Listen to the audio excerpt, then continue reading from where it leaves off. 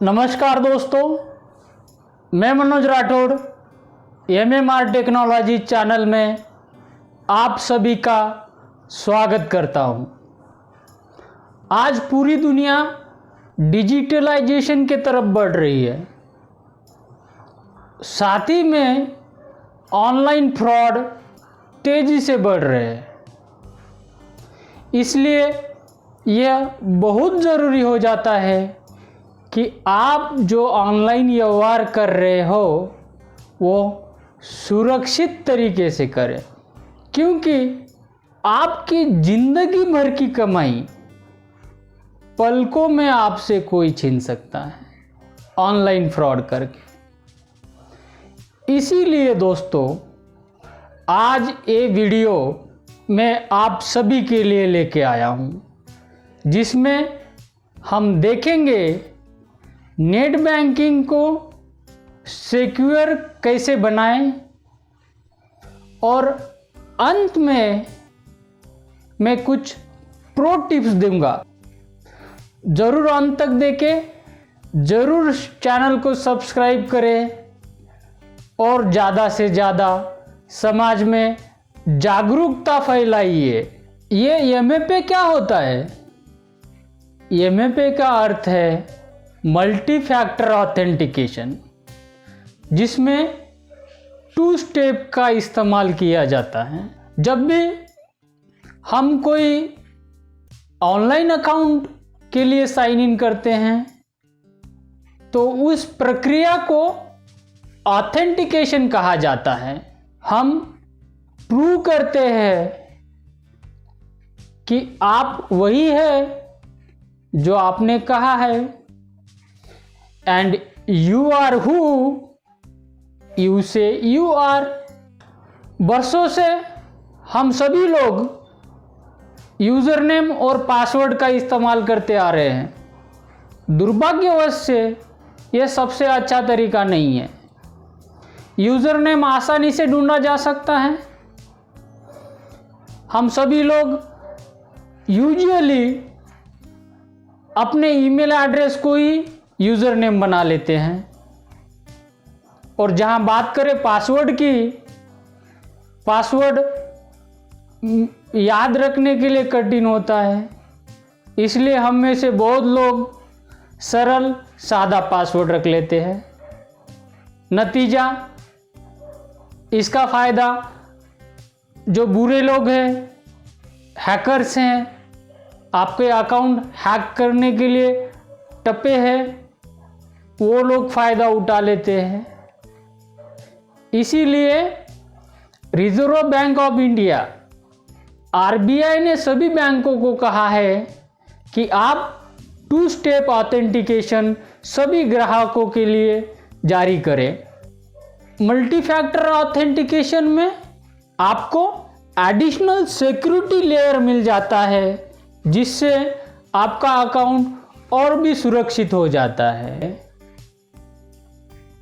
लगभग सारे बैंकों ने 2 स्टेप वेरिफिकेशन अपने ग्राहकों के लिए जारी किया है, और हर बैंक इसे लागू करने का अपना अलग अलग तरीका यूज़ करती है।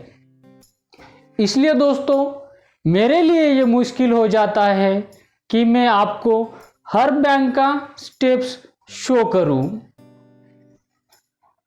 उदाहरण के तौर पे आपको एसबीआई के नेट बैंकिंग के लिए हम 2 स्टेप ऑथेंटिकेशन कैसे ऑन कर सकते हैं वो देखेंगे।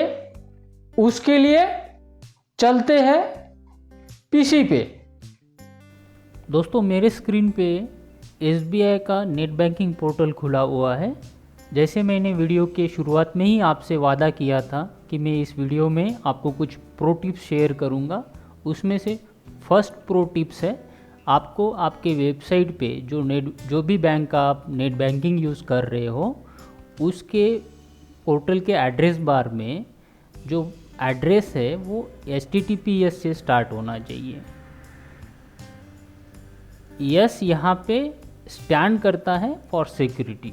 जो भी आपका कनेक्शन है, अगर आप HTTPS यूज़ कर रहे हो तो इसका मतलब है आपकी वेबसाइट पूरी तरह से सिक्योर है और यहाँ पे आपको कोई खतरा नहीं है। दूसरी प्रो टिप ये है, जब भी आप आपके वेबसाइट को एक्सेस कर लेते हो नेट बैंकिंग के, तो आपको ये देखना है कि उस पर यहाँ पे ये लॉक लगा होना चाहिए।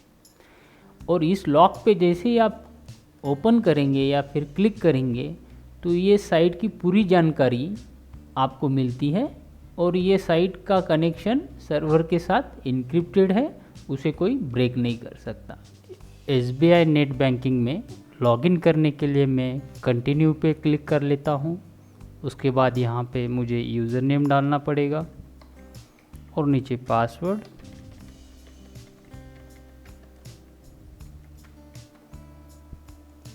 और यहाँ पे कैप्चा डाल लेते हैं। जो नीचे इमेज दिया गया है वो यहाँ पे मैंने एंटर कर दिया है। उसके बाद लॉगिन पे क्लिक कर लेते हैं।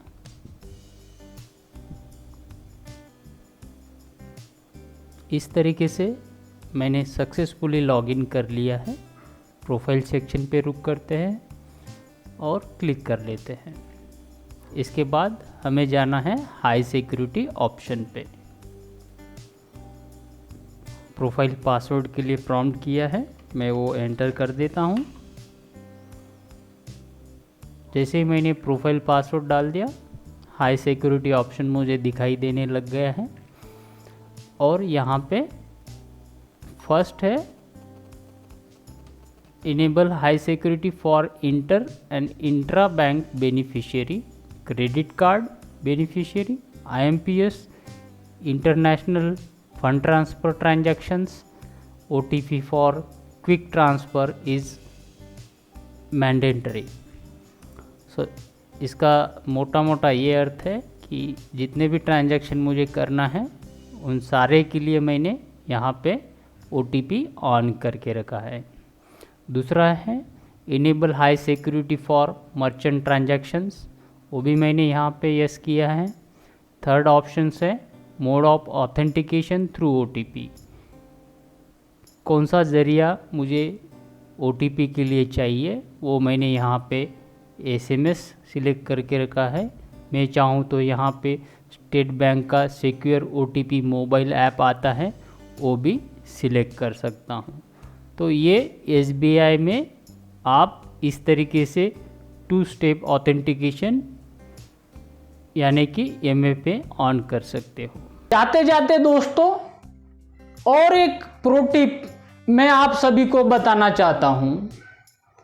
आप अपने नेट बैंकिंग का पोर्टल गूगल कदापि ना करें।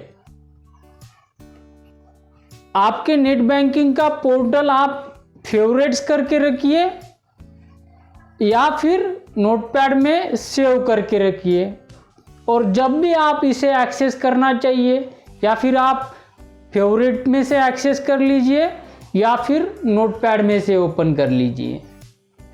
गूगल करने से बहुत सारे फेक वेबसाइट्स होते हैं जो छोटा सा बदल करके आपको उनके पोर्टल पे लेके जाती है और इस तरीके से आपका अकाउंट हैक किया जाता है।